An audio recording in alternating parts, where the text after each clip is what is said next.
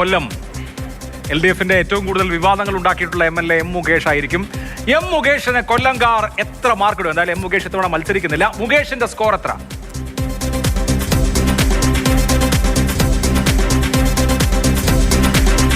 48.1, 138ാമത്തെ rank. 140-ൽ 138ാമനാണ് M Mukesh.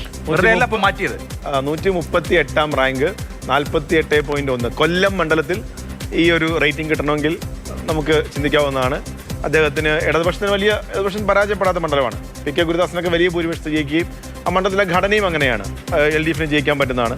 അവിടെ 48.0 എന്ന് പറഞ്ഞാൽ MLAയുടെ പെർഫോമൻസിനോട് ജനങ്ങൾക്കും ഇടതുപക്ഷ പ്രവർത്തകർക്ക് പോലും വലിയ താല്പര്യമില്ല എന്ന് സൂചിപ്പിക്കുന്നതാണ്. കൊല്ലം കൈവിടുകയാണോ LDFനെ? കൊല്ലം കൈവിടുകയാണോ LDFനെ? വരട്ടെ സ്ക്രീനിൽ നമ്പറുകൾ. കൊല്ലം LDFനെ കൈവിടുമോ? UDF കൊല്ലം പിടിക്കുമോ? എന്താണ് കോർ പറയുന്നത്? Yes, 4.78 UDF. LDFന് 40.30 ഉള്ളൂ. 4.48 ലീഡ്. കൊല്ലത്ത് എന്തായിരിക്കും സംഭവിച്ചിരിക്കുക? കൊല്ലത്ത് സംഭവിച്ചിരിക്കുന്നത് ഈ MLA കുറിച്ച് ജനങ്ങൾക്കുള്ള താല്പര്യമില്ലായ്മ.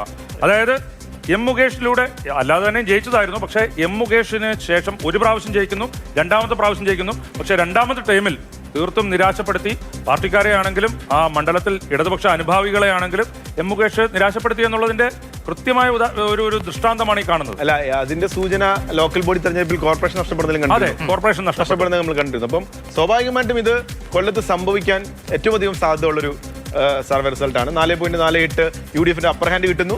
പക്ഷെ സ്ഥാനാർത്ഥികൾ മാറുമായിരിക്കും. മനസ്സിലാക്കുന്നത് ജയമോഹൻ മത്സരിക്കും എന്നുള്ളതാണ് അവസാനം വന്നിരിക്കുന്ന സ്ഥാനാർത്ഥികൾ മാറും. നമ്മൾ സ്ഥാനാർത്ഥികൾ മാറുമ്പോൾ പക്ഷേ ഈ മൂടുകൾ മാറാം.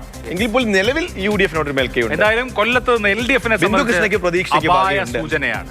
കൊല്ലത്ത് LDFന്റെ സിറ്റിംഗ് MLAയുടെ മാർക്ക് 48 ഉള്ളൂ. 50-ൽ താഴെയാണ്. 140-ൽ 138ാമതാണ് അദ്ദേഹത്തിന്റെ റാങ്ക്. കൊല്ലം എന്ന് പറയുന്ന ഇടതുപക്ഷത്തിന് വലിയ സാധ്യതയുള്ള മണ്ഡലം. UDF പിടിക്കും എന്നുള്ളതാണ് കോറിന്റെ സർവേ പറയുന്നത്.